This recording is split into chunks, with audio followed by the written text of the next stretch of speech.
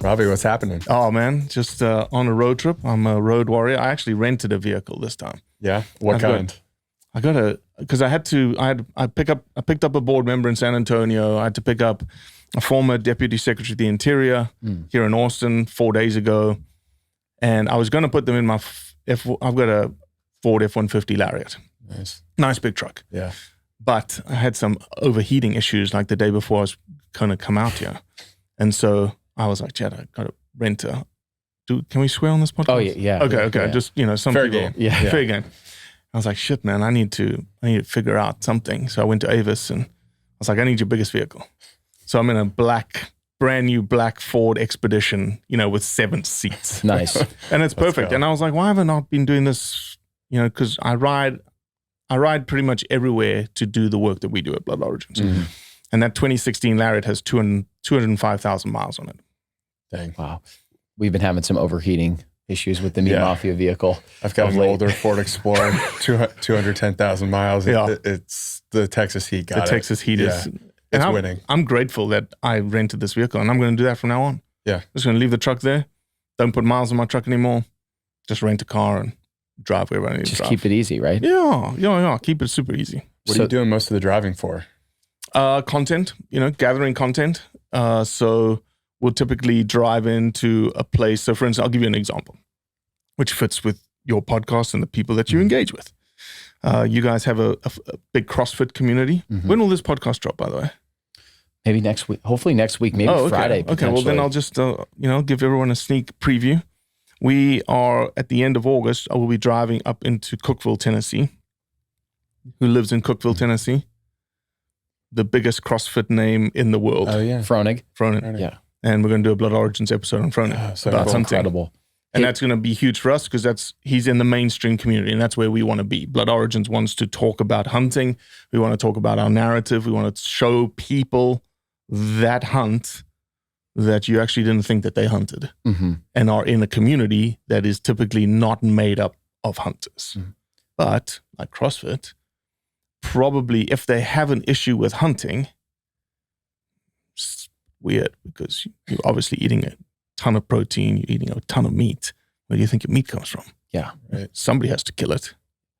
So, yeah. And Rich has that whole regenerative bising operation. But I don't know how he got into that. So that'll be so cool. Hopefully he'll get to cover that when you guys go out there. Yeah, there'll be lots of aspects. So Rich is going to be sort of this new style of storytelling for us. We typically, with a Blood Origins episode, let's just hypothetically say it was somebody here in Austin. I would drive into Austin and we'd spend an afternoon with someone. And we'd film our interview just like the way that we film, very emotionally driven, very connected, very vulnerable, transparent, authentic. That's like what we are known for in terms of the type of content that is being delivered to you, looking at it through your device, whatever device it is, your phone, your computer screen, your iPad. And the interview process is like this. I'm looking at you, Harry, directly in your eyes versus your typical interview process is like this, quarter turned, and the camera is where Harry is. And so you don't actually have a connection directly with the individual, right? But when that individual's staring you down the barrel of the camera and you're watching it from this side, you're like, oh my God, that's a little uncomfortable. It makes you uncomfortable. It makes you vulnerable. It makes you think, and you can see the emotion more in their eyes when they talk about things that are deeply meaningful to them. And that's sort of what we do. And so here in Austin, we would have spent an afternoon with someone, packaged the interview up, got a little bit of B-roll, got a little bit of sort of past content, packaged that up into a Blood Origins episode and put it out. But Fronin, and now moving forward, we feel like we can get much deeper into our storytelling if we spend more time. More time means more money. We have more money now because we've grown. And so now we'll spend 3 days with Fronin. And so we'll incorporate all aspects of him into this episode. So his family, his faith, obviously the CrossFit gym, all of his working out, his regenerative agriculture, the bison, and hunting. And so it's really framing up like, here's this guy that you love. He does everything you love. CrossFit, farms, boom, boom, boom. But did you know he was a hunter? In the 3-day experience is really interesting because it's so much less transactional. It's not like you're just showing up and spending 3-4 hours with someone, you're actually getting to build a relationship over the course of 100%. And that's, there's strategy there, right? Now, I want that relationship because it leads to more things through Blood Origins. You guys know it intimately through the Meat Mafia. And also based on what we do and the questions we ask, that transaction is hectic because I'm literally pulling up into your driveway, setting up cameras, sitting you in a seat where Harry is, and I'm exposing your deepest, darkest things based on how I interview you. I just peel onion layer after onion layer after onion layer. You start crying. Oh, thank you so much. We turn the cameras off. Oh, thank you so much. We'll see you later. Yeah. And off you go. Right.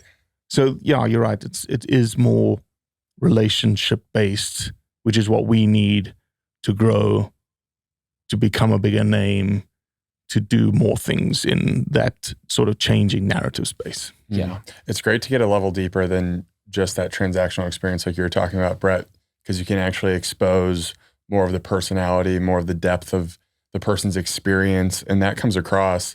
And then it also sounds like you guys on the other side of this are creatively thinking about how your audience is actually viewing the experience, where you want the person who you're interviewing looking into the camera and speaking directly into them. So there's almost this depth on both sides of that experience that you guys are trying to tap into. Plus you get now, based on how many cameramen we bring a behind the scenes cameraman with us. Cool. So now you've got an added element of, you've got this beautiful cinematic piece with this beautiful interview, but we're also going to create this other piece, which is more behind the scene-ish, gives you an idea of how we built it. The funny bits, the, people sleeping in, roughness, we've been grinding for 14 hours for 3 days straight, and everyone's just like, messed up, and just being true to that, being authentic to that, and showing a different side of Blood Origins, because we've been accused, I don't know if that's the right term, but we've been accused of being too serious. Like, you guys are, smiled a couple of times because I like really mean mugged photos. Like, I want super mean mug, be really upset with the cameraman, and then put a lot of grit into the edit of the photo to, again, it's the texture, it's the feel that I want. But I also can appreciate smiling and having fun, and hunting is fun. Hunting is something that you enjoy. It doesn't have to be this really, really, really serious piece of business. But on the other hand, what we do in terms of trying to communicate who a hunter is, what hunting does for people, for wildlife, for communities all around the world, is super serious. Because if you took that activity away, there's really, really detrimental consequences, right? Poaching, people losing employment and livelihoods, and then most importantly, I think for everyone, is that this idea of habitat, this idea of wildlife, and you think of it and name it, elephants, lions, the most charismatic, white-tailed deer in the US, desert bighorn sheep, they all need habitat. And the only reason that wildlife exists on the planet today is because that wildlife has a value to someone, for something. For hunting, it's the oldest, maturest animal. And so you protect all of the species, protect all this habitat, so that you can selectively take one of those mature males out of the population. But you're protecting this thing that is the ecosystem, is the environment. Same thing happens with ecotourism and photographics. Hunting's not the silver bullet, but it works very well for management. But if there is no value, if nobody wants an elephant around, which happens a lot in Africa, or they don't want white-tailed deer eating their pansies here in Austin, what happens? Yeah. It's gone. Wildlife's gone. Yeah. Because you don't want it. You don't value it. And you'll replace it with something. You'll replace it with more daisies here in Austin. Or you replace it with agriculture or livestock in Africa, because I can make a living there. I can make money from it. There's a value there. That elephant tearing up all my crops has no value if nobody is willing to pay to keep that elephant on the landscape. Which is why I would imagine there has to be, like, fundamentally a degree of seriousness and intentionality behind the documentaries and the films that you're making, because the consequences behind this are so dire, and the majority of the population really has no idea. So it's, it's up to people like you that are really being willing to spread this information.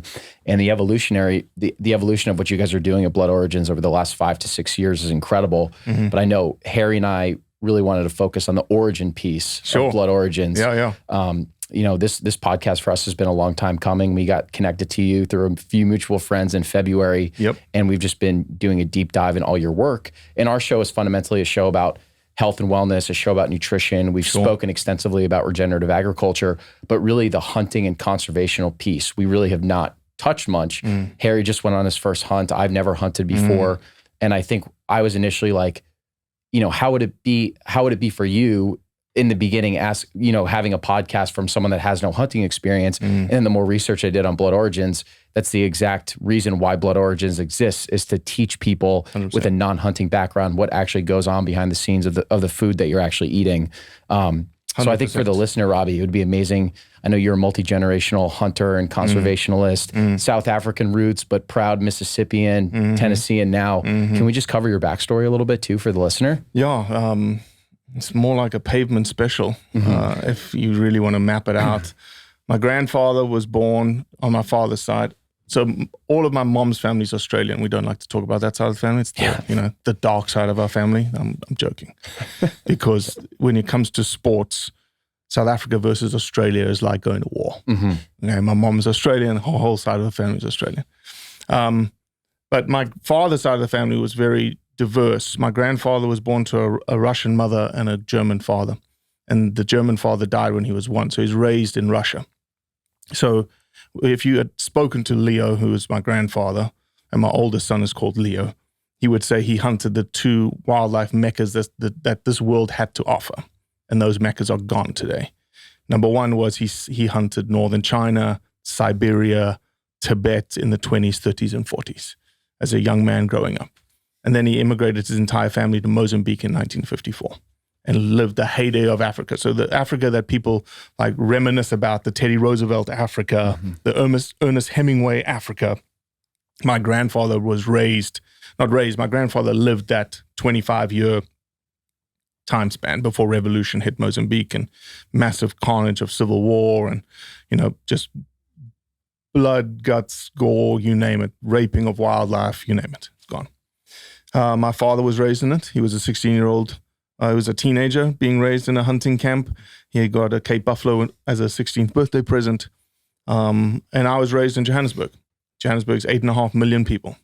So didn't talk about hunting, didn't know what hunting was. Even though like my family was steeped in hunting heritage, I had no access to hunting. And even my grandfather and my father didn't give me access to hunting either, because even though my grandfather was a prolific storyteller, he wrote down all of his hunting stories and all of his fishing stories. You would have thought that maybe like this situation we're sitting in here, these 2 chairs, that we would have sat at his, he had this huge leatherback chair in Mozambique that he would regale us with this elephant hunt or this buffalo hunt or this, this lion hunt or whatnot. Nothing. Never, ever, ever told us stories about that. Wow. And maybe it was his personality. He was a very, I'm a dilute version of my father and he's a dilute version of Leo. And Leo is a very just like matter-of-fact kind of guy. If you were having a dinner party at his house and the clock struck 10, he got up. If you were still having dinner, didn't matter. He would get up off the table. He would wind the clock and he says, I'm going to bed. Just how he was. Let yourself out. He was just how he was. So maybe that was part of it. It wasn't really like grand, the grand kids were, meant to be seen, not heard. And you didn't really interact that way, which is a pity, but it is what it is. And so I didn't really have much hunting in South Africa. I knew about it. I knew what it was, but I never interacted with it. My friends didn't hunt. We never had access to it. When I was 16 years old, my grandfather took me on a trip. He took me on a trip to the Okavango swamps in Botswana. And the Okavango swamps is every river that occurs in this world ends in an ocean. And when it ends in an ocean, it deltas. Right? It creates these fingers that go in and all this braided rivers and streams. Through tectonic forces, though, the Okavango River, instead of dumping into the Atlantic, turned and dumps into a desert. It enters into a desert, and that's in Botswana. So you've got this amazing, amazing, amazing wetland ecosystem that's oligotrophic, which means it's nutrient poor.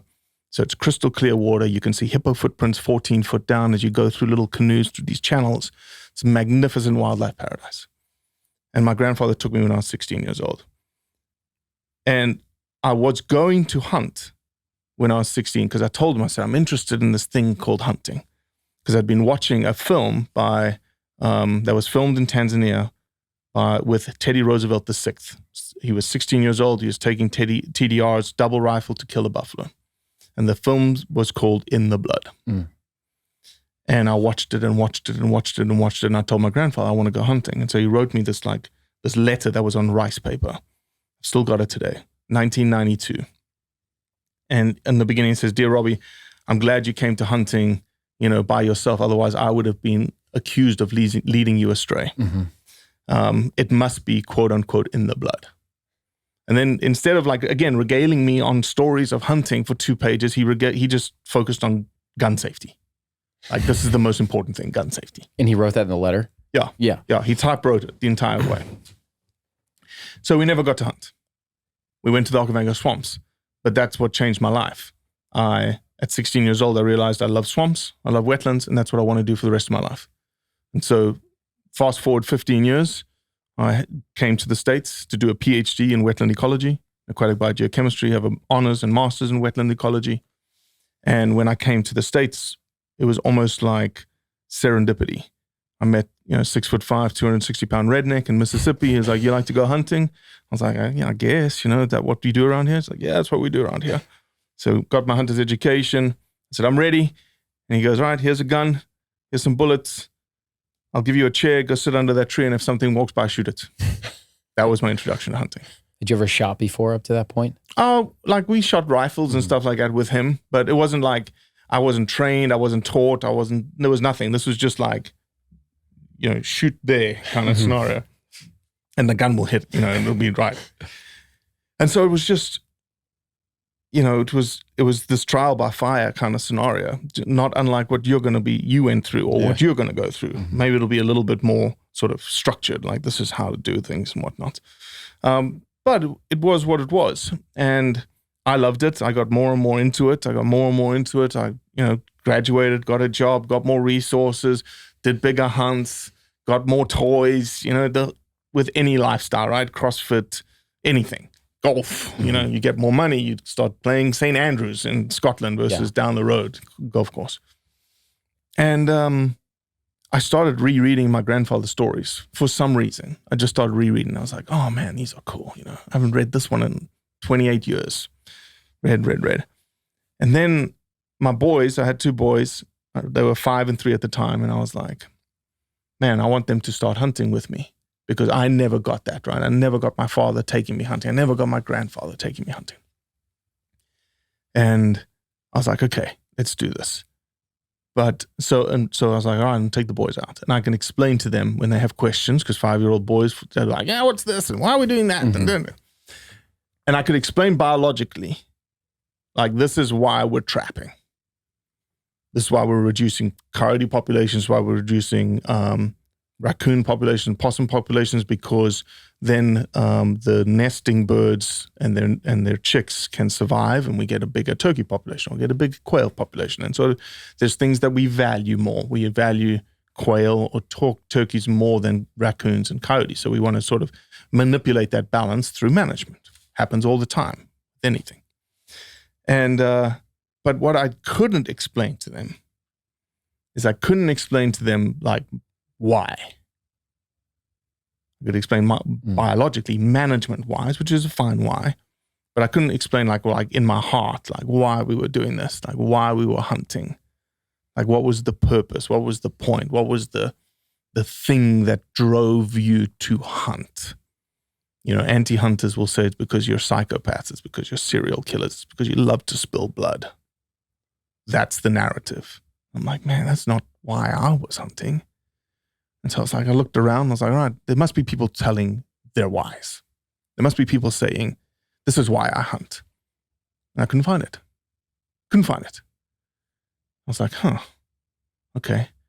And so there's an author called Robert Ruark. I don't know if you've heard of Robert Ruark. No. You wouldn't have known him if you're not in the outdoor space, but there's a book that he wrote. The best book he wrote, in my opinion, is called Old Man and the Boy. Mm.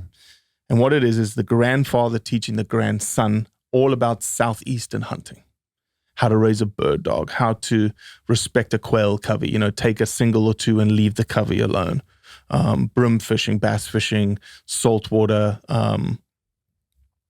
spotted striped bass fishing, how to make a fire, how to cook. It's brilliant. It's brilliant. And I read it when I was 16 years old, and then I reread it now. And it was given to me by my grandfather. And luckily enough, he inscribed all the way through the book, wrote little notes and whatnot. And in the front of the book, he talks about stories. And then P.S. he says, hey, when you read Camp Ruach in my hunting stories, that's when Robert Ruach came and hunted with me in Mozambique. Mm. So I was like, holy smokes, this is it. Like, this is the way that we need to, like, this is explain. Then I was like, well, I'm not a camera guy. I don't understand all that, but I have an idea. I have a vision. I know what I want. And my wife and I were teaching Sunday school at the time. And I was using I Am Second videos to talk about like different pieces of scripture and whatnot. And as we talked about earlier, I watched Josh Hamilton's I Am Second. And it was like, and I can still remember it today, him talking about his dream and his dream about how he would fight the devil in his dream. And he could never win. And he kept getting beaten down and beaten down and beaten down. And one night the dream was so vivid that he woke up and he was like so scared. And he was living with his grandmother at the time that he went and climbed in as a 26-year-old man. He climbed in his grandmother's bed. And he's communicating this to you through the camera. Like I can still remember. I probably watched it 7 years ago. Right. I haven't watched it since, and I can still remember it all. And then he talked about, his faith and turning over his life to Christ and having the same dream and fighting the devil. And all of a sudden he started winning. He started pushing back and the devil turned and he ran and he woke up. I was like, damn, that's what a hunter needs to talk about. That's what a hunter needs to be like, super vulnerable, super transparent, authentic. Like, why do you actually hunt? Is it because you like to kill a bunch of shit? And we've done 74 of those Blood Origins episodes now to date. Wow. And not one individual has said, because I like to kill things. Mm. Which one of those stories of the 74 stands out to you in terms of something that you can relate to that you maybe wish you had on the top of your mind when your kids asked you that question? So there's a guy, again, you wouldn't know it because you're not familiar with the outdoor space, but there's a couple of like real stalwarts of the hunting industry in America space. The guys that started filming turkey hunts in the Southeast. And one guy specifically is called Cuz Strickland. And Cuz we did Cuz's episode, okay? But Cuz, before that, I showed him pilots of Blood Origins. I was fortunate enough to get in front of him. I said, I want you to watch something. I showed him 3 pilots, my story, another guy's story, and another guy's story. And at the time, I did not want to be involved. And we still, like from an ego perspective, Blood Origins has no ego. You see me, yes, you see my face, yes, you hear my voice, but it's not about Robbie. Mm-hmm. It's all about us. It's about our community. So I was communicating this to Cuz. I said, look here. And he was like, why are you not a part of this? I said, no, I don't want to be a part of it. It's not about me. And he was like, no, you have to be a part of it. You have to communicate who these people are. And so I became the narrator of these people. Again, you never saw my face. Mm. And so when I would go to conventions and whatnot, nobody knew who I was until I started speaking. And they're like, oh shit, you're the Blood Origins guy. Mm-hmm. I was like, yeah, it doesn't matter.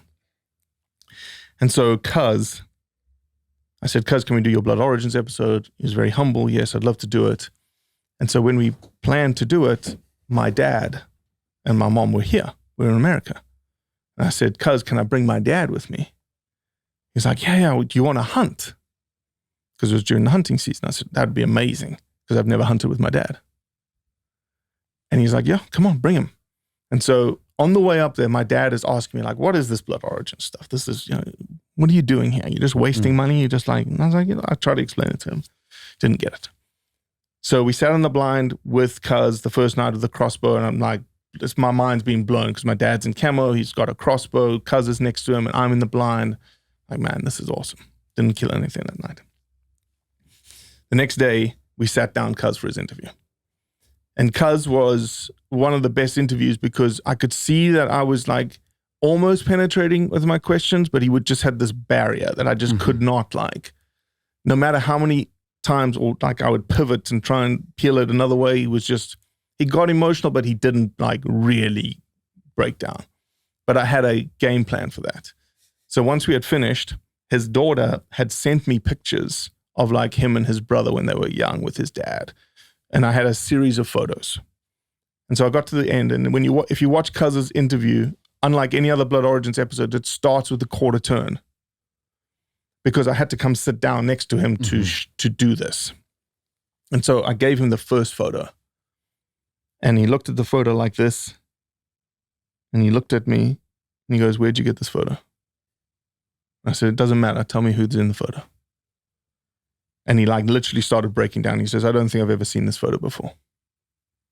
And it was him and his brother as like 2 and 4 and his dad behind him. And he started talking about how his dad took him into the woods and how he instilled this like love of the outdoors, and how his dad got involved with like taking underprivileged kids into the outdoors, and Cuz was brought along with them at a young age to understand like what this privilege is to hunt.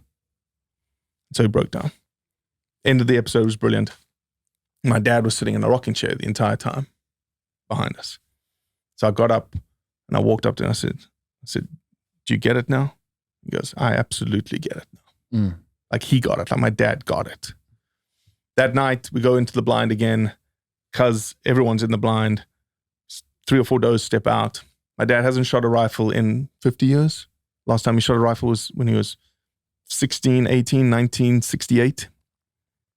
Doe comes out. I said, "Do you see the doe?" "Yep, I see the doe. I see the doe." Line it up. I said, "Look, I think she's broadside. Take your time, whatnot." Pulls the trigger. Deer run off. I'm like, "Oh, jeez, freaking missed."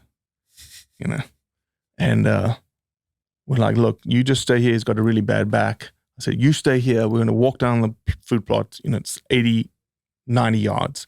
Just stay here." We look down. We go down there. Can't see blood. I'm like, "Jeez, he bloody missed. How am I going to like walk into the woods, turn a little bit left, turn left again?" And there's this, when you shoot a white-tailed deer, a doe or a buck, when they fall over this, they've got a really white belly. And so I can see this white thing through the woods. I was like, "Oh my God, there it is." And run up to it, and we're hooping and hollering, and just like, because the whole emotion, not because, again, the rhetoric will say you're hooping and hollering because you enjoyed killing that animal. But it had nothing to do with it. It was almost just like the accomplishment of this thing that was tied to my heritage, my tradition, me and him never hunting before, me starting this journey. And it was like a culmination of it, right? And all of a sudden I hear him going, "Are you kidding me?" And he had hobbled down the food plot to see what had happened. And we pulled it out, and he was out like he couldn't believe it. And when we gutted the deer, he had shot it in the heart. 50 years later. I was just like, "Jesus creep, good shot." I can't even imagine how impactful that experience must have been for you, because one, you're talking about Cuz, like the ultimate rite of passage for an interviewer is how do you actually ask the right questions or do the right things to get your interviewee to be like fully open and vulnerable. So you're accomplishing that. Number 2, you're showing your dad like what truly is the mission and the purpose behind Blood Origins, because he didn't understand it at the time. There's a generational difference. And then number 3, it's like, it sounds like when you're a kid and a young boy, all you wanted to do is just be able to go hunting with your grandpa Leo, your dad. And so you basically accomplish all 3 of those things through that experience. I can't even imagine how incredible that must have been. Yeah, it was amazing. So that's the one that stands out. But we've got so many, like, we've interviewed non-hunters. We've interviewed, a Korean adoptee who was raised horseback riding that became a hunter in Michigan.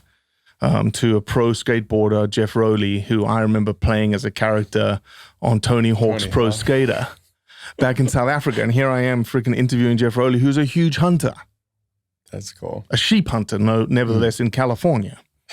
And so there's just like, I think, and so Blood Origins as a brand now has like been, I want to be this thing that a non-hunter like you guys, or a big mainstream person like Rich Frohn, or somebody even bigger mainstream like a Chris Pratt, feels comfortable in our space talking about hunting, because it's not going to be portrayed and delivered that in a manner that would potentially backfire. We want them to open up, right? There's so many big names that hunt. Like we were interviewing a guy in Georgia. His name's Travis T-Bone Turner. He's a big old Southern boy. He's been on a big outdoor show for forever called Bone Collector. But he's a bow guy. And he got very famous people who send them their bows. And as we were doing his interview, we were in his little workshop and we were talking about bows. And I was like, whose bow is that? He's like, oh, that's Justin Timberlake's bow. Big hunter. Really? But you'd never know it. You would never know that. Usher goes to Tanzania every year. No way. To hunt. Nobody would know it because they don't talk about it. I don't know if it's cancel culture or the idea that, the narrative isn't right yet to be, forthcoming in hunting. Same with Rich. Rich's been a hunter his entire life. All of a sudden now you started to see Rich posting about hunting. Mm-hmm.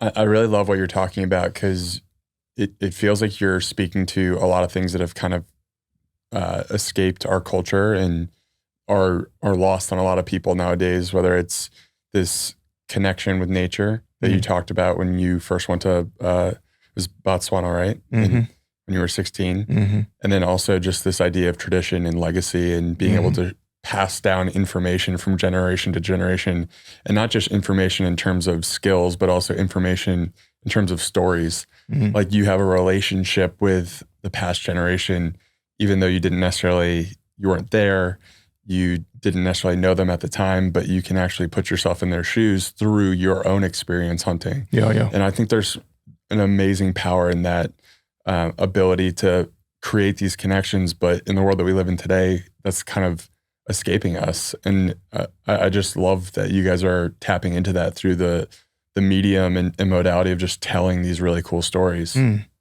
Yeah. And I think, again, we want to be in telling these stories, like going to, Botswana. We just came back from 16 days in Botswana, like investigating what elephant hunting means to people in the backcountry of Botswana. I want to be very clear and purposeful in when we deliver that message that, again, hunting is not the panacea, right? It's not the silver bullet. It's not the thing that's going to save everything. In certain places it is, but in other places it's not.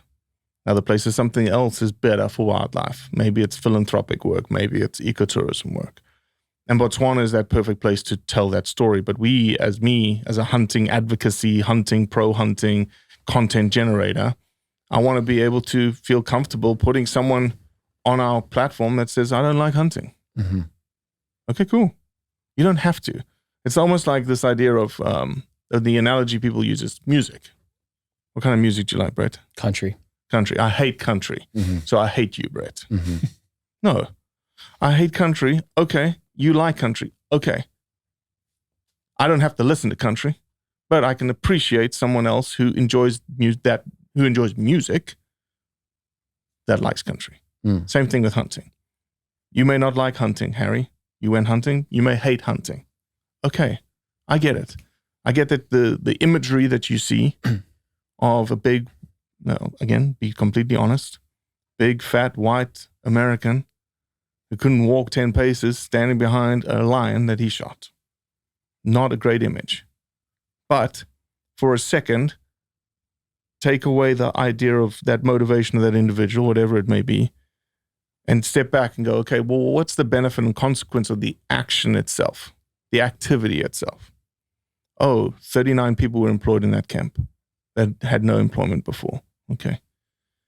$50,000 got put into a community trust that was then distributed to the community through the village development chair for infrastructure projects like toilets, water delivery, and educational sort of teaching, inspirational tools for the teaching, for the classrooms. And they built the school.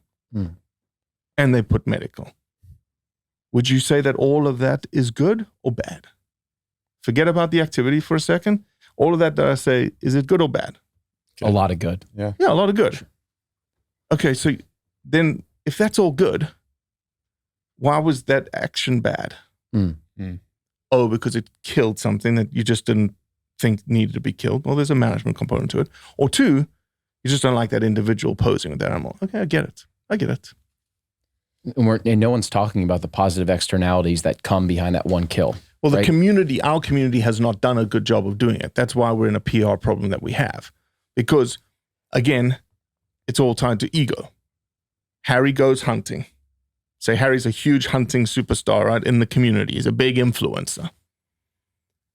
When Harry goes hunting in Africa or in Argentina or here in Texas, what are we seeing? We're seeing Harry hunting. And it ends typically after Harry kills something.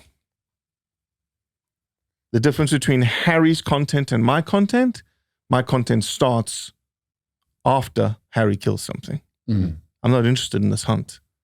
I'm interested in what happens. All that meat. Oh, geez, did you know that all the axis meat that Harry just killed in South Texas actually got delivered to a battered women's shelter that is dependent on that meat for survival week over week in South Texas?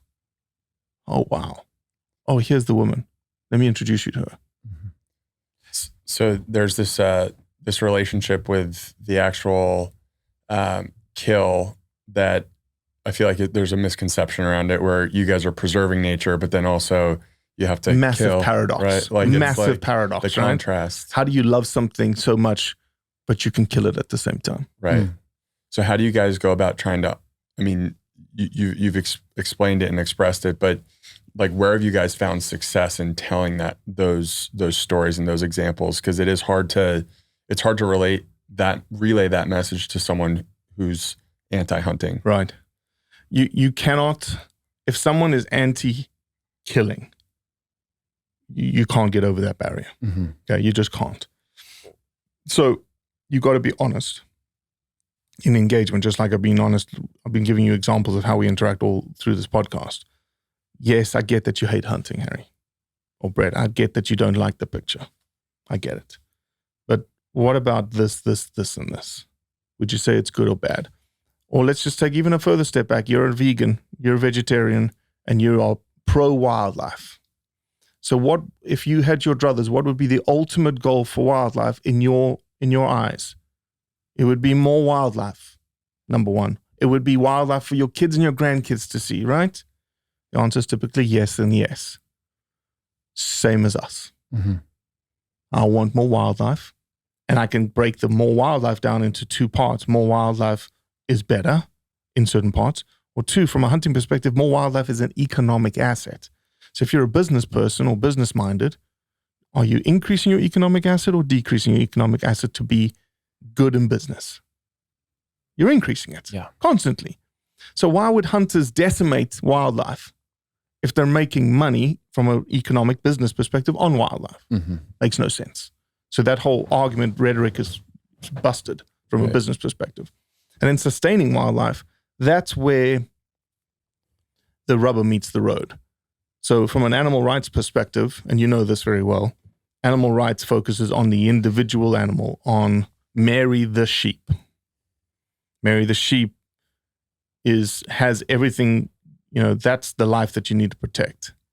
Versus Mary's team, Mary's population, Mary's not going to sustain the sheep population to the horizon, but the whole entire population will. And so from a hunting perspective, you selectively take one or two animals that are past breeding, that are only male, that are mature, to create value for the 1,000 other animals that are sitting on the landscape. That sustains them further. You don't take females, you don't take young, because again, makes no sense. If you take females, you're cutting down the population, you're reducing population. That's what happens with whitetails all throughout the Southeast here in Texas. How do you restrict the number of whitetails on your property? Because a lot of people have to. You whack your does. Mm-hmm. Take out the breeding machine. Lowers the numbers.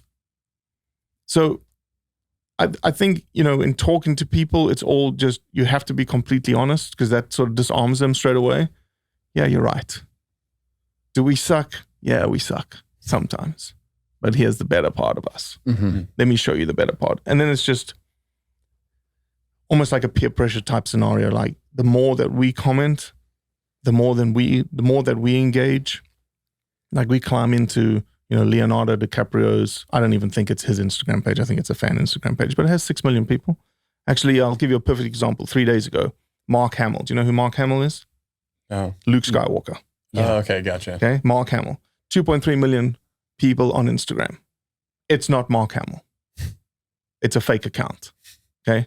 It's a fake account because they use it to generate 24-hour ads that generate money because they've got a massive audience. Posted it looked like a tweet. It says, if you could end hunting, they call it trophy hunting, in Africa today, would you? And his response was passionately. And they posted, and I get tagged into all of this stuff all the time. And so I comment and I write exactly what we've been talking about. It's exactly how I say. So I even started that. I said, so you would passionately be interested in removing all the habitat that is being protected for wildlife around the world? Question mark? Makes no sense. And then sort of break that down a little bit. But I'm not trying to, in that moment, I'm not trying to convince Mark Hamill to love hunting. All I'm doing is planting seeds in 100,000 people's minds that are actually reading my comment. Right. Or the next person who challenges me was like, oh, you guys are just a bunch of killers that just like to kill a bunch of things. I'll respond saying, well, look at the biggest hunter population in the world, which is whitetail hunters in the US. And the biggest species that gets hunted, which is whitetail deer in the US. For all the license holders here in the Southeast, across Texas and everything, what do you think the percentage of a hunter killing a deer is? Less than 10%? No, it's higher than that. Higher than that. But it's like 48%, which is low. Like only half of the people actually kill a deer. Can't be all about killing if only half the people are killing something. Go to Canada, that number is 36%. Then in Canada, say, okay, if you want to kill a second deer, because we like to kill a lot of things, right? So the data must show that we like to kill a lot of things. The chances of you killing a second deer in Canada is less than 1%. So again, it must be about something else other than killing, using science and using data. Pennsylvania bear season. Pennsylvania sells 320,000 bear tags, I think. It's around about that number. Generates $3.3 million for Pennsylvania Game and Fish. 1,200 bears are killed every year. 3% of the tags sold actually get taken. Why? Well, they buy the tags for opportunity's sake. Like when you buy your deer license, you just buy a bear just in case. Okay, but just in case, you're still hunting for the bear. Right. But there must be something else. If you're not killing, 97% of the people aren't. Why then are they hunting? Coming back to the whole idea. So why? There must be a deeper why. There must be a why beyond this rhetoric that's being pushed out there that is, you guys just do it because you love to kill. Well, then volunteer our services down in the abattoir. Yeah. It does seem like there's this common perception with trophy hunting in particular that it's like, it's exclusive for the ultra high net worth individuals. Sure. You're going on these supported hunts, you're targeting endangered species. Obviously, it's far more nuanced than that. So we'd love to get your take on maybe like just trophy hunting. Jeez, could you open up a bigger can of worms? All right, so let's break this down.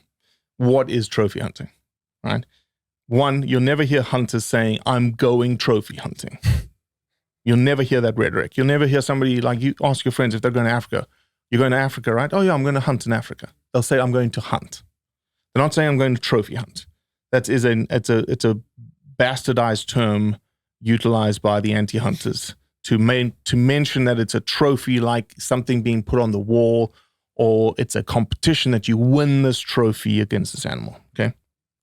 What trophy actually means, and it's tied to the fact that the animal that you're taking has a large set of antlers, horns, tusks, teeth, whatever. Why would we be interested in getting the biggest horns, antlers, teeth, tusks? Because it means that you are taking the most maturest, the oldest male of the species. Going back to what we said 10 minutes ago. If we had to kill, in order to sustain a population, which cohort of animals would you kill? The older ones, older males, and the biggest. The older males. Yeah. And the biggest, and they just happen to be big because they're old. Mm-hmm. Yeah. Would you prefer us to kill? Okay, so you hate trophy hunting. Would you prefer me to kill a 2-year-old male? Yeah. No, because he's still got to do all his breeding. He's still got to push his genetics into the population. Makes no biological sense. It also doesn't make financial, economic sense in terms of the value of the animal, because nobody's going to pay to go and kill a 2-year-old. They want to pay to go after this oldest. Why? Because it's harder. These things are been around a long time. They've been around hunters a long time. They're wily. They're difficult to hunt. You want the challenge. You want the adventure. So that's, in a nutshell, what trophy hunting is, right? Then you're like, well, why are you trophy hunting endangered species? They've been listed endangered because there's too little of them. And you guys are just, you're taking out one after the other, making them more endangered. Yes, elephants, let's use elephants. It's a great example. Yes, elephants are endangered. According to CITES, they're on Appendix 1 in terms of their population size writ large around the world. African elephants are at like 400,000 in terms of their population. 35 years ago, they were at 4 million. So yes, precipitous decline in elephants. Are elephants endangered in Botswana? So now we got country level, not Africa level. Elephants in Botswana are overpopulated. There are 130,000 elephants in Botswana. The scientists reckon from a carrying capacity perspective, you should have about 55,000 on the landscape. So you've got 75,000 more elephants on the landscape than you should have. Sure, you open up boundaries between countries and try and connect areas that elephant can start migrating and moving around the landscape. You want that. But you also got to remember Africa now has, almost 1 billion people. In 20 years, it's going to be 2 billion people. It's like America 100 years ago, right. In terms of the wildlife. The UK, 500 years ago. UK has no wildlife today. Lots of people. And now they're saying to Africa, oh, no, you shouldn't be hunting anymore. Well, look at you. What happened to you? And so an elephant in Botswana is not endangered. They've got too many of them.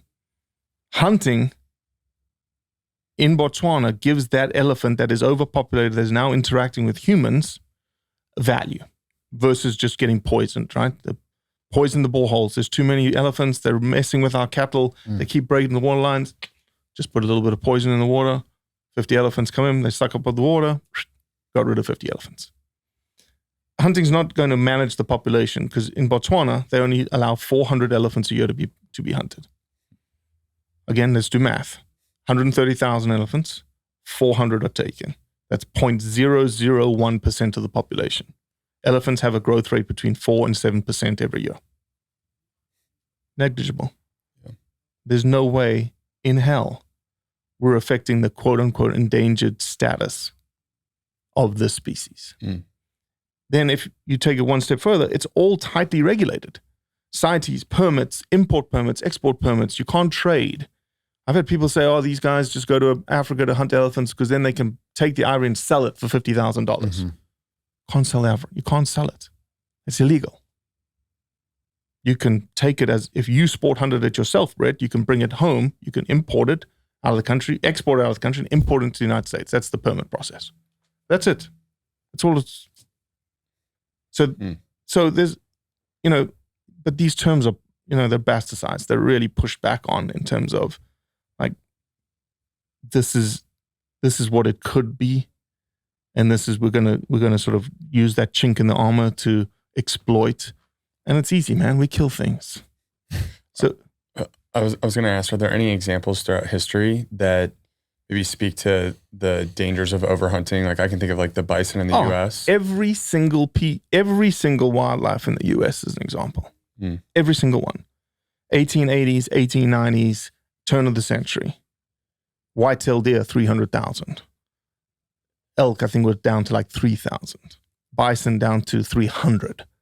Waterfowl species decimated. The bird species of the Florida Gulf Coast, like not ones that you would hunt, but for the feather trade in New York, decimated. So all of a sudden, but that wasn't hunting. That was market hunting. That was a supply and demand kind of thing. Bison skin, bison meat was needed, so you just want and slaughter. There was no selectivity to the take. All of a sudden in the 1910s, 1920s, 1930s, sportsmen recognized, oh shit, we need to do something. We need to turn the tide. We need to get our wildlife back. And so they stopped hunting. They said it was illegal. Can't hunt anymore.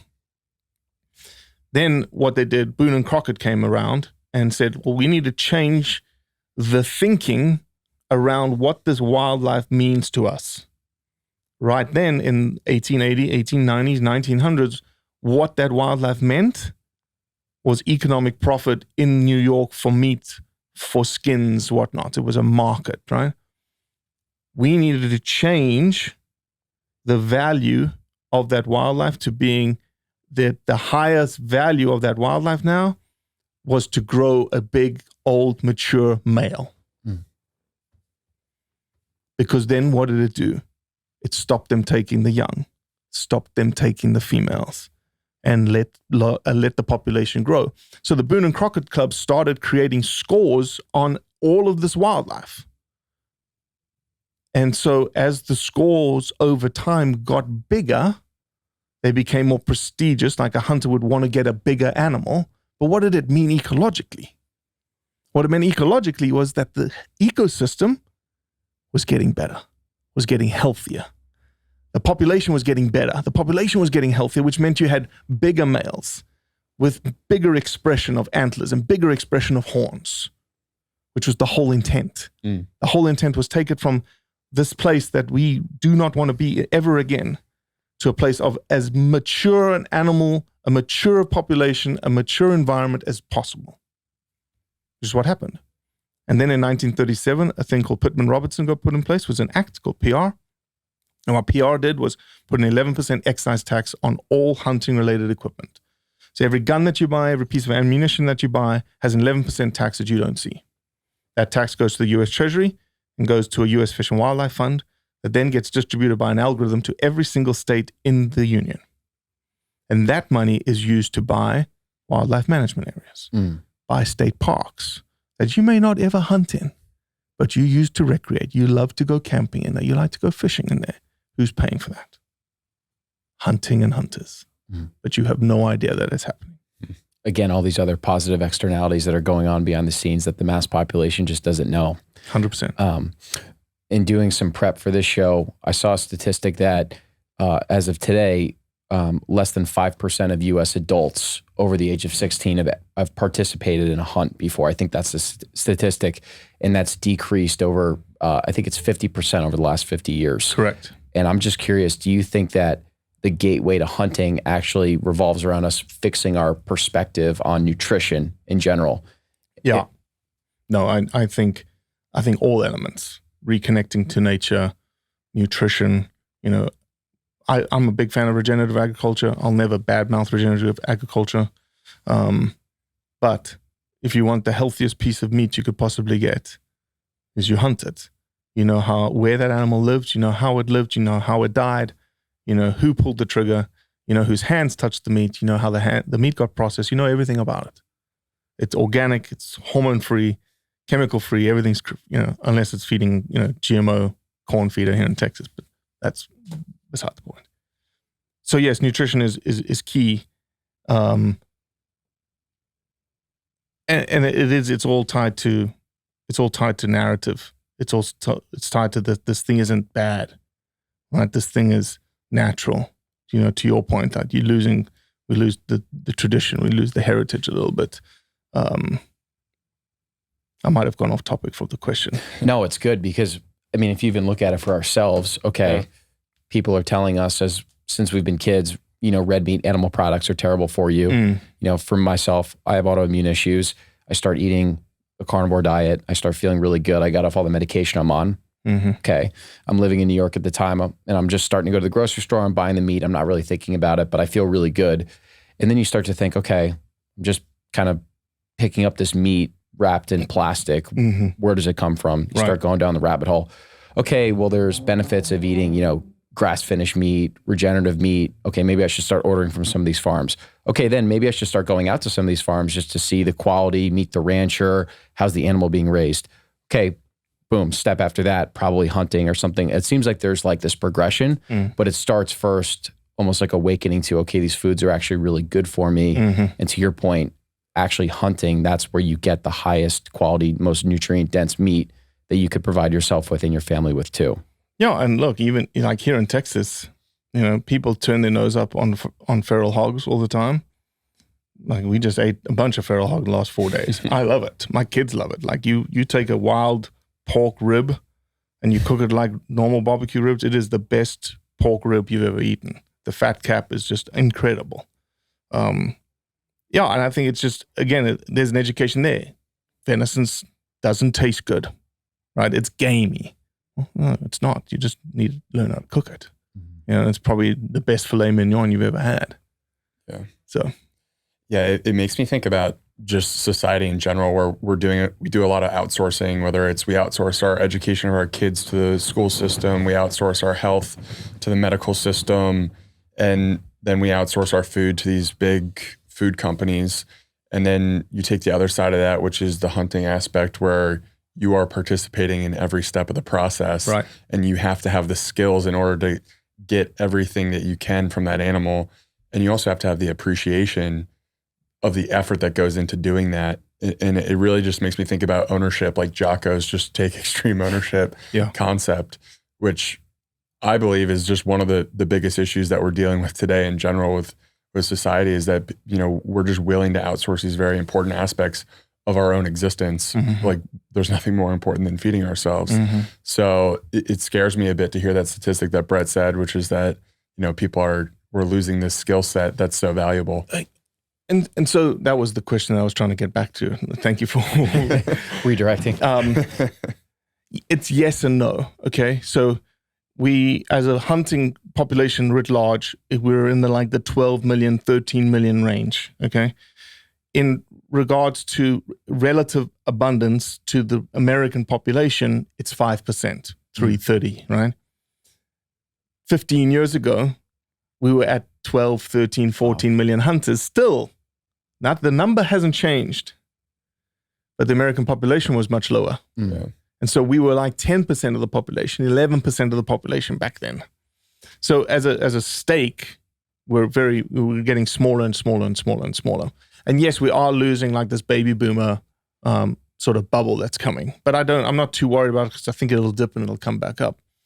But we're also, because we've got an increasing human population here in America, the barrier to entry that you were talking about is getting harder, because there's more people with more resources buying up more land. So the access, which is probably the biggest hurdle in terms of finding a place to hunt, public or private, is really, really difficult.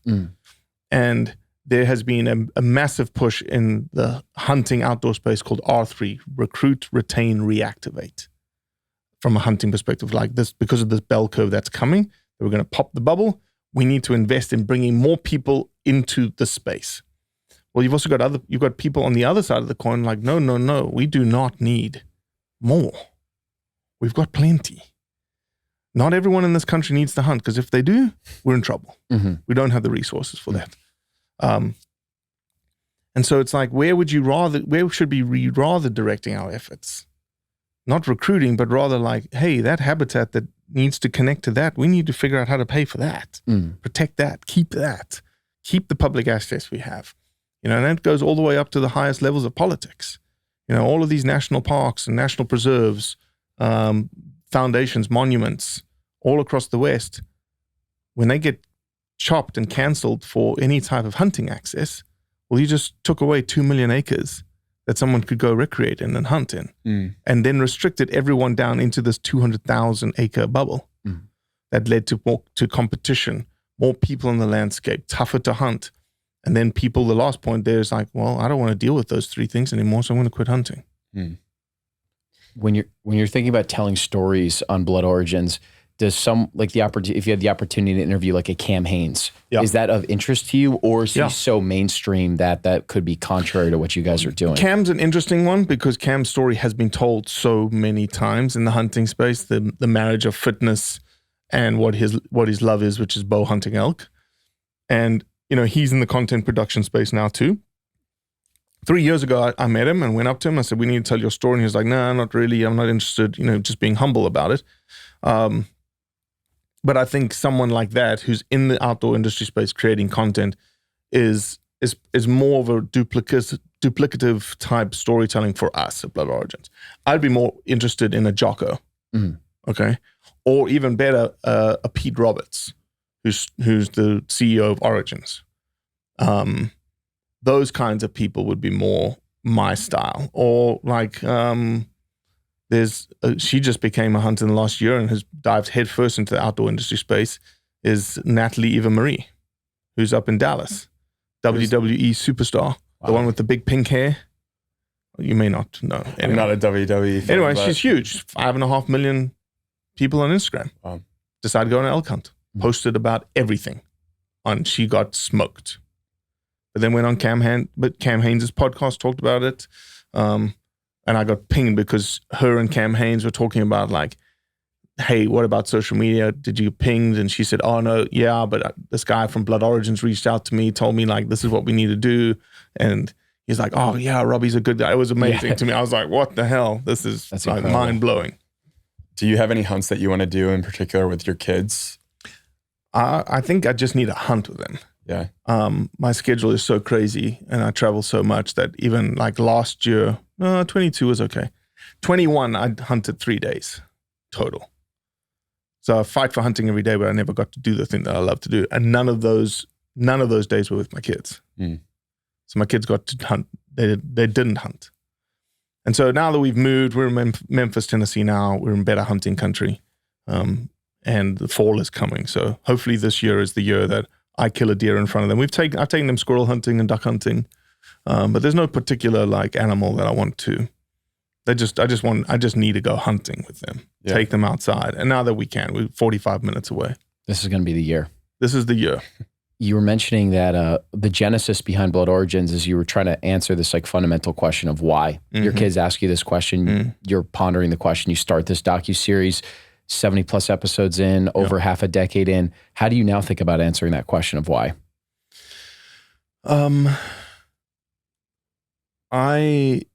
To me, the why is almost like there's an evolution to it, right?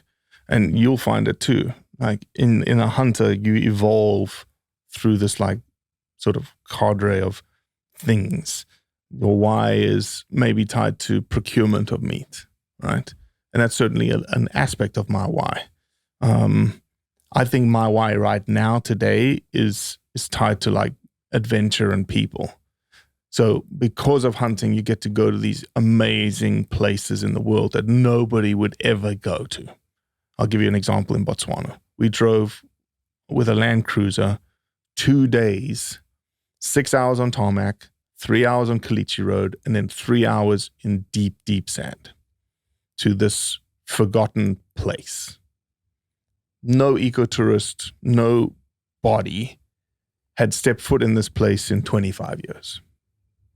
A hunter decided he wants to set up a hunting camp last year, went in there and set it up, and we went to tell that story. And it was out of Africa. It was magnificent. But nobody would go there. Too hard, too hot, too far, too dusty. But it was like, holy smokes, look at this place. And then meeting Leon and getting to know Leon and getting to know the staff and the tracker and whatnot. And I didn't hunt. We went there for hunting, but because of hunting, I got to see this place in the world that nobody has ever seen before. What was so magnificent about it? It was out of Africa. Like if you put this picture in your brain of like what you think Africa to be, like these shallow pans, huge lion footprints on the road. You never saw lion, but the footprints were monster footprints. Hyenas cackling at night, big fire reflecting on the water, stars like you've never seen before, because there's no light pollution at all, period. Driving for 8 hours, not seeing another human, not seeing another piece of habitation at all, coming up to the river, sitting on the side of the bank of the river and just watching hippos go crazy. It was everything that Africa is. But this place, and you can get that an hour outside of Maun in the Okavango swamps. You can get everything I just said. But we as hunters mound isn't the place we want to be. We want to be in this place that everyone's forgotten about. Because there's an adventure to get there. There's an unknown to get there. We sunk the vehicle up to its axle in sand. And we had to dig it out for an hour or so. It was crazy. But that was part of it. It was part of the adventure. Seeing the Botswana Defense Force come through with this monstrous truck that you're like, holy smokes, what are they? It's like a war up here. They're like mortar tubes sitting off the front of the vehicle. It was just, you don't get to see that stuff. Yeah. So that's my why now. My why is people and adventure, and also tied back into the kids, being able to show them this thing that I love, that I've become more familiar with now, that I know more about, that I'm, as you said, intimate with now, intimate with other people's stories and understanding their whys and how their whys affect my why. It's almost like the difficulty of that excursion is like the ethos of Blood Origins too, when it could be just so much more cost effective and convenient to go somewhere simpler or closer. You're like, no, we'll go where no one else wants to go. Yeah, because we have to show that, right? So somebody, again, it's all tied to rhetoric, and what rhetoric is challenging the perception of hunting. The rhetoric for that was, oh, that place, you don't need to hunt that. It can be converted to ecotourism. Okay.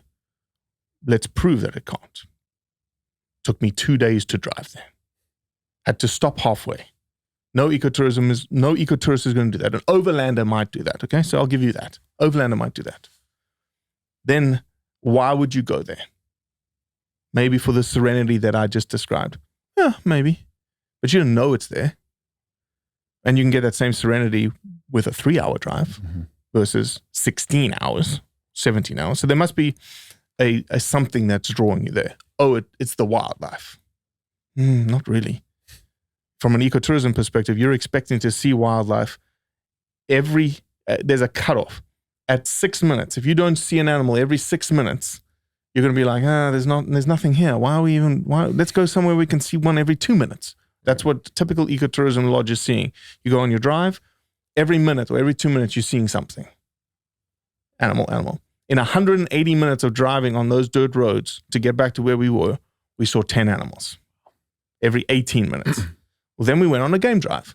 We set up a game drive. Let's go on a game drive like everyone's going to do.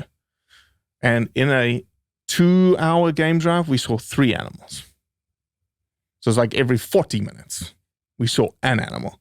But we loved it because there was spoor, there was things, there was pans, there was, but that's not, an ecotourist is not going to go there to do that. They can do that an hour away out of mountain and for far less money.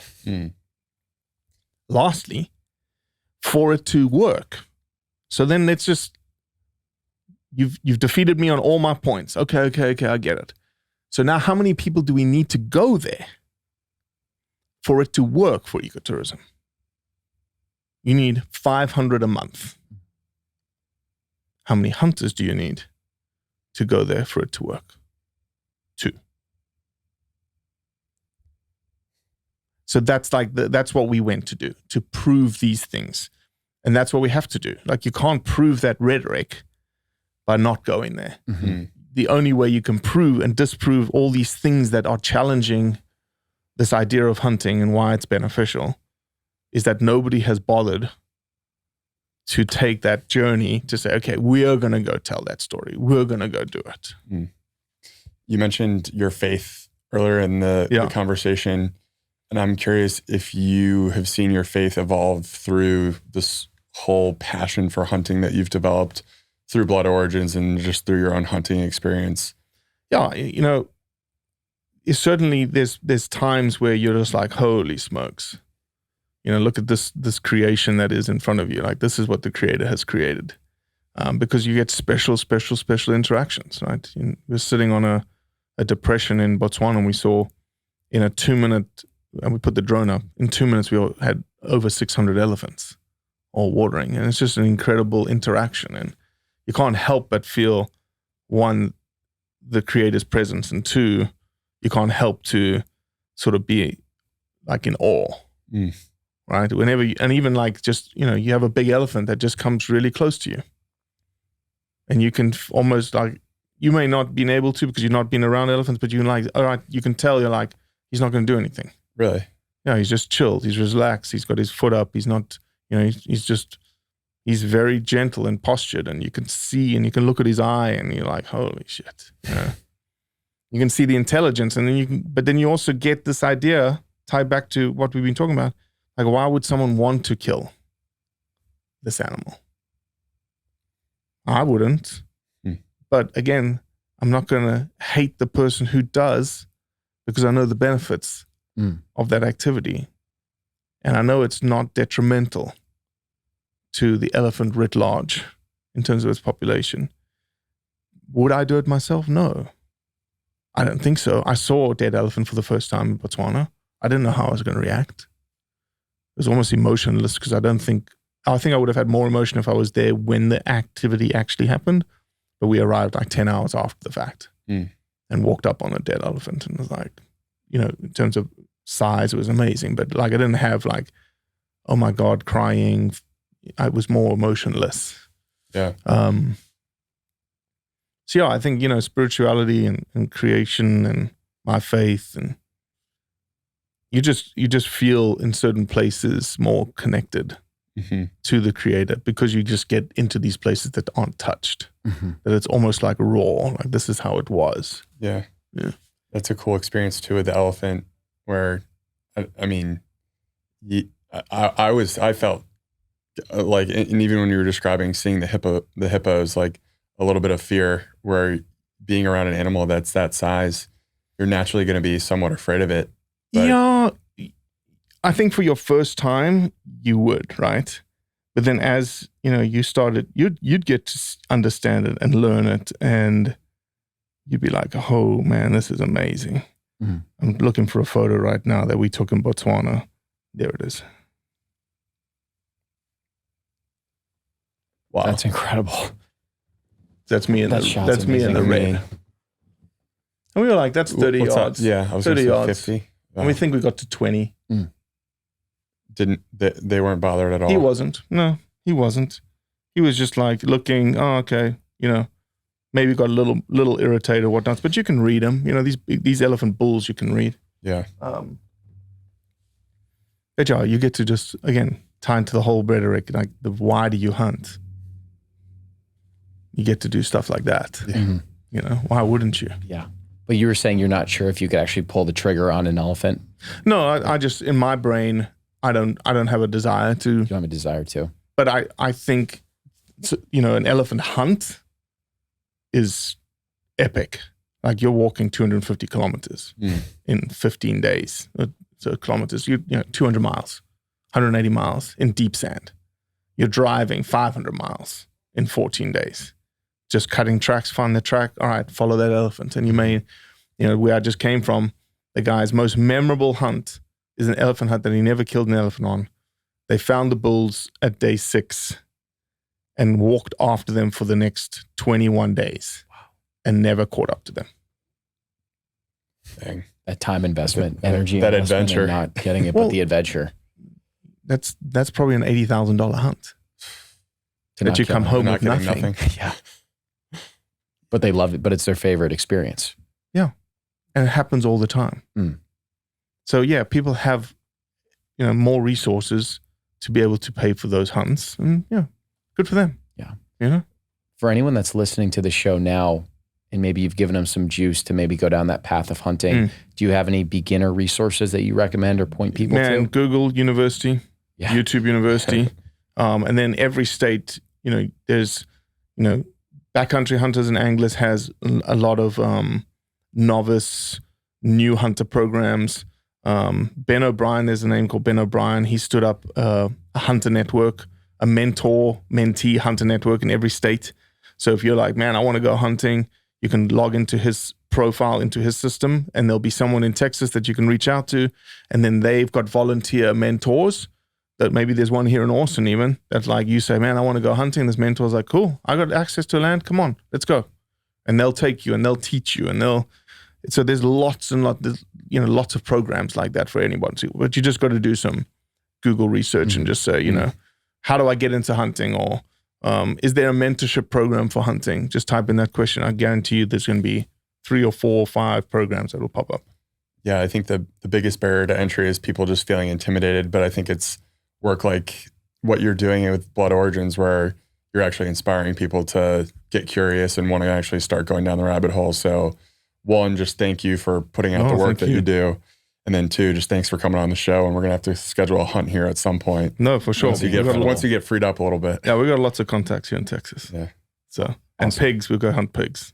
That's easy. Make some of those ribs that you're talking about. Yeah, and it's good food. That would be awesome. It's good food, good hunting. You actually don't even need a license here in Texas to hunt pigs. Really? Mm-hmm. So awesome. Thanks, Robbie. No, you're welcome, guys. Thank you. Thanks, Robbie.